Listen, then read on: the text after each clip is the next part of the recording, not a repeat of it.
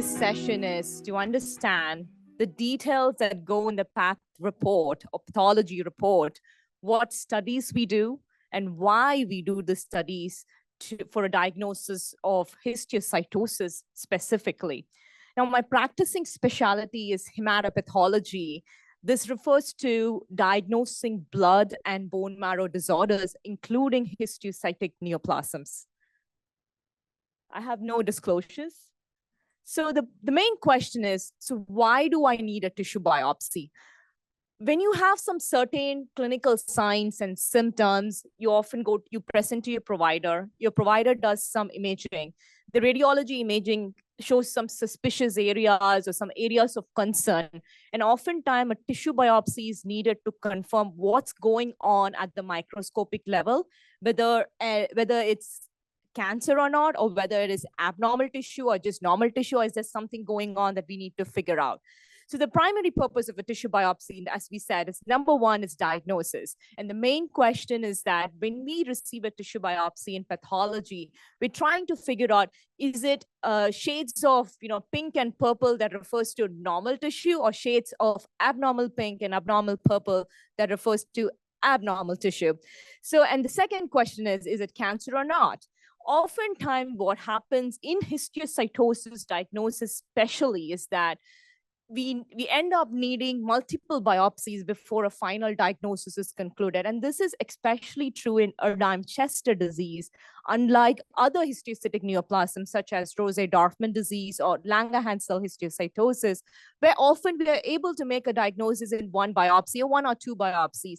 In ECD, we need to an average of about 3 to 5 biopsies before we can make a final diagnosis call of ECD. And why is this so challenging? Is because in ECD, the tissue biopsy is not your ultimatum for diagnosis. We need pathology is just 1/3 of the puzzle.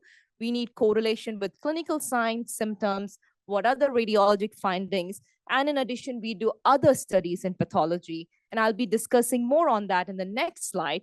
The one study that we always do in all histiocytic neoplasms, at least in my practice, is genetic testing.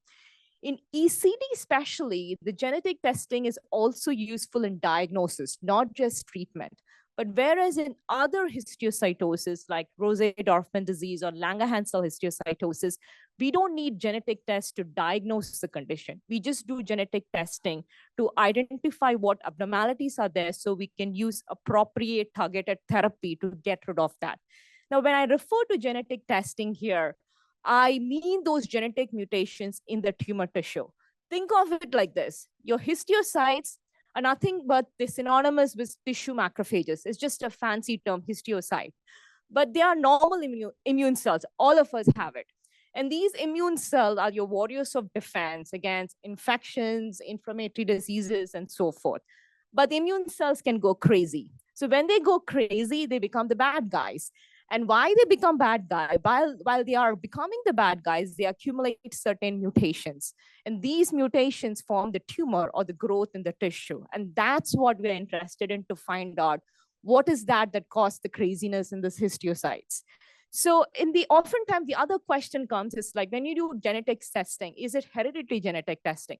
No, that's not what we imply in histiocytosis when we are doing genetic testing.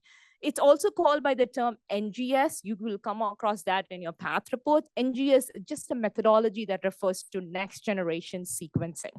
Now, if all of this is complete for diagnostic purposes, including additional studies such as genetic testing, if we have adequate tissue left, this is often a challenge. We preserve the tissue for research purposes. And as Dr. Goyal's talk alluded earlier, research is very important. We've come a long way knowing a lot about these diseases, but I think we have a long way to go forward to learn about these and to find the tools to undo the craziness of these bad, crazy histiocytes so that we can make them back to their normal immune cells, which are the good guys. So the next question comes is like, what happens after a tissue biopsy? Now, once you get a biopsy, ECD involves a lot of organs, but most common organ being the bones, being 95% of the cases the bone involvement. So you get a bone biopsy. Sometimes patients have skin lesions, also the next most common site of involvement. So you can get a skin biopsy. Once the tissue is biopsied, it undergoes a certain chemical processing, and this is necessary to preserve the cellular characteristics of the tissue. And the bone tissue frequently is processed in a stronger chemical. And this is also another reason why we tend to do a repeat biopsy, because the bone biopsy for the first time, if it gets processed in a stronger chemical, we cannot do genetic testing because it just doesn't give us any result. So that's why they again go for a repeat biopsy. And bone is especially very hard to diagnose histiocytosis. So once this is done, the technical processing is done, the next step comes the other portions of the pathology report, the sections that go inside the pathology report. You will come across a section called gross description that essentially just implies how does the tissue look like. Once you biopsy it, does it look like big? What's the size of the tissue biopsy? What is the color? What is the texture? Am I seeing a tumor? Just like when I see the tissue, what is it? What does it look like? You know, it's like, so you're just describing the tissue, and this section will go in every pathology report, regardless of what the final diagnosis might be. So once this is done, then the tissue gets processed in a special block. It's called a paraffin block. And this helps us to do micro sections in an instrument. And we cut the thin sections of the tissue on a slide. After we cut these sections on a slide, we stain it with a stain, which brings up the shades of pink and purple. And we review that under the microscope. Once we see that, we as pathologists, we are trained to know like what is the normal tissue, what's an abnormal tissue, is it cancer or is it not cancer, is it some other medical condition that causing this particular type of growth. In diagnosing cancers, we do stains, we do special studies called as immunostains. It just means that there is an antibody we apply to the tissue to identify the protein expression of the cells. Every tumor has different types of protein expression. So we are characterizing this protein signature to classify what type of condition it is. It could be cancer or it could not be cancer. Not every protein expressing cell is cancerous. We are just characterizing and differentiating what is normal from abnormal. If it is abnormal, then we're going a further step and classifying, is it cancer or is it not cancer? In histiocytosis, Rosay-Dorfman disease, Langerhans cell histiocytosis, you can diagnose by pathology. There is no, it's a straightforward diagnosis. You do certain proteins, you diagnose it, not a problem. But ECD is one of the most complex diagnoses to make. In fact, among most other cancers, I would say ECD is the most challenging diagnosis, like even for trained histiocytosis specializing pathologist. The reason being is that we don't have good markers to characterize Erdheim-Chester disease at the tissue level if it doesn't have BRAF mutation. If it has BRAF V600 mutation, like it's shown in this image here, if it's positive and the patient has the classic clinical presenting signs and symptoms, radiologic findings, boom, you have your final diagnosis as Erdheim-Chester disease. If it doesn't have BRAF V600 protein expression at the tissue level, then we are stuck. So we have to do genetic studies, or we have to wait for the genetic studies to see, like, are we identifying any abnormal mutational profile that's most commonly seen in ECD, that is your MAP kinase pathway mutation, which if present in conjunction with the clinical features and radiologic finding would then be diagnosis of ECD. So ECD in BRAF V600E negative cases, pathology is just 1/3 of the puzzle. It's always a multidisciplinary approach where we need to put together pieces of the puzzle, the other two pieces being clinical and radiology findings. And most oftentimes, the processing, the technical processing, this gross description, tissue sectioning, microscopic evaluation, immunostains, takes an average of between 2 to 5 days, depending upon how much immunostains we are doing. We don't do the same immunostain in every case.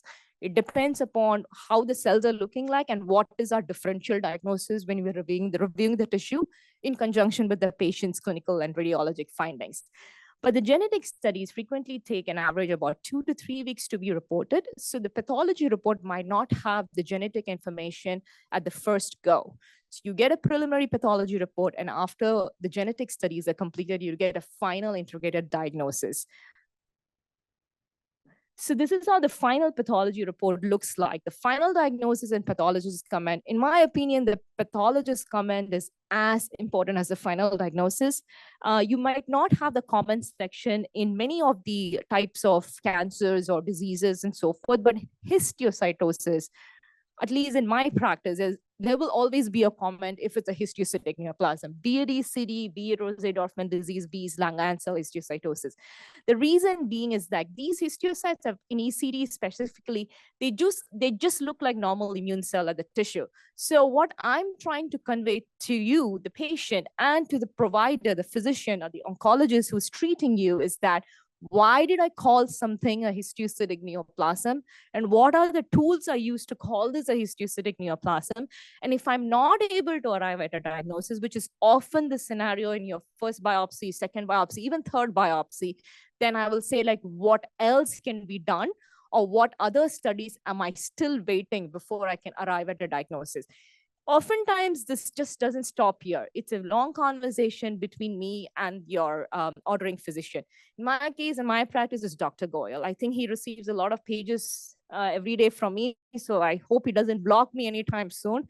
But this is a long conversation, a phone call between me and the oncologist trying to discuss. It's like, what am I thinking? Is this histiocytosis or not? And this gets even presented like a tumor board format with multidisciplinary approach, being other specialties from radiology and other, depending upon the organ of involvement, it might be lung specialists there in the tumor board, discussing back and forth to see, are we missing anything else? Is there anything else in the differential, or is this histiocytosis? So it's a back and forth conversation specifically in diagnosing ECD cases. Not so much in Rosé-Dorfman disease and LCH, because that's a fairly straightforward diagnosis to make it on pathology. And like we discussed, the other sections, gross description, microscopic description, the ancillary studies will have the information about the stains that we did, and genetic studies, which can often be reported separately because it takes some time. So presenting an actual case study here. So this is a patient who had bilateral eye pain and had some gradual vision loss, and because of something that was going on in her eyes. She had an imaging study, and the imaging study showed this white areas are the areas of abnormal growth. This was biopsied. And as you can see, this plump cells, what was attributed early as foamy histiocytes, they just foamy. Just think about like a Coke can that you just like opened up, or a champagne. It's just the foam that comes up. Microscopically, it looks foamy. So even if it doesn't look foamy to you, you have to hallucinate it looks foamy here. So it's the shades of pink and purple here. So these are your foamy histiocytes. Now, I cannot tell just looking at this, is this normal or abnormal? Normal immune cells looks like this. So is it abnormal? I don't know, but this is causing her symptoms of eye pain. This patient was diagnosed 3 times elsewhere, called as xanthogranuloma. Xanthogranuloma is just a very fancy term. Xantho means xanthomatous or foamy, synonymous. Granuloma means collection of histiocytes. So xanthogranuloma is often a frequent term you will find in cases of even ECD reports, atypical xanthogranulomatous infiltrates. This could be ECD in the appropriate clinical and radiologic context. But in this case, we just get plain final diagnosis, xanthogranuloma. The patient was treated on steroids, had some mild improvement, but not so much. 5 months to 9 months later, developed some gradual knee bone pain. And about like approximately at 9 months from the time she had this biopsy, she goes to the rheumatologist. Rheumatologist is a physician that specializes in managing inflammatory diseases, typically joint diseases, autoimmune diseases, and so forth. The rheumatologist happens to be a part of the histiocytosis working group. So when he heard the symptoms and saw the pathology report, he suspected, could this be ECD? So he did further evaluation. He ordered PET CT scan. And in PET CT scan, as you can see, this white arrows points out to this very PET avid areas, which is those kind of like shades of green and red over there. pointing to some abnormality that's going on around the knee bones, actually, in fact, both the knee bones. And also the kidney area showed some abnormalities surrounding the kidney areas, which collectively put together was suspicious for histiocytic neoplasm. At this point, the rheumatologist triggered a re-review of pathology slides. Now, there are three scenarios where you can trigger a re-review of pathology slides. Path report, once done, it doesn't mean it's the end of the world. 2 minutes. I'll finish it up. It's not the end. So there are three scenarios you can trigger a path review. The first scenario being if your biopsy is done in hospital A, but you go to see a physician in hospital B, the hospital B physician can request biopsy from hospital A and get it re-reviewed by the pathologist as hospital B. Second thing, the patient, you can request a re-review of your pathology slides to a particular hospital or a particular pathologist that you want your biopsy slides to be re-reviewed. The third scenario being the biopsy is done in the same hospital, but since it involves various organs, what really happens is like there is a lung pathologist who sees the lung biopsy or the bone pathologist who sees a bone biopsy. These needs to be consulted with a hematopathologist, which is my specialty, that focuses on blood and bone marrow diseases, because this is equivalent to a blood cancer. So that's important for them to trigger a re-review or show it to a hematopathologist who specializes in these diseases, especially when you suspect a histiocytic neoplasm. So after the pathology review, it showed up a BRAF V600E protein expression, and that was also confirmed by molecular genetic studies. Putting all this together, the patient finally had a diagnosis of Erdheim-Chester disease approximately 1 to 1.5 years since the initial presentation. This is a frequent challenge, what we do in what we see in everyday's practice in diagnosing cases with ECD. The final slide of the talk before Grace calls me out again. So pathology is just 1/3 of the puzzle, as I attributed to earlier, and it's very important for a multidisciplinary approach to promptly diagnose this on time. That I conclude my talk, and I'm happy to take any questions.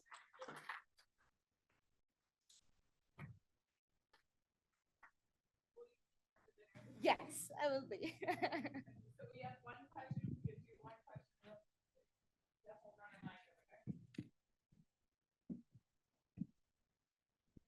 I have a question. If you're BRAF positive on a single mutation testing, is it worthwhile to get the full genome NGS scan later? Or is that just good enough to have the BRAF positive? That's a great question. In general, if I have adequate tissue, I'll still want a molecular confirmation. But if I don't have tissue, BRAF V600E clone is very sensitive and specific for the mutation. So if everything fits with the clinical and radiologic findings, I'm okay to call it just based on the protein expression.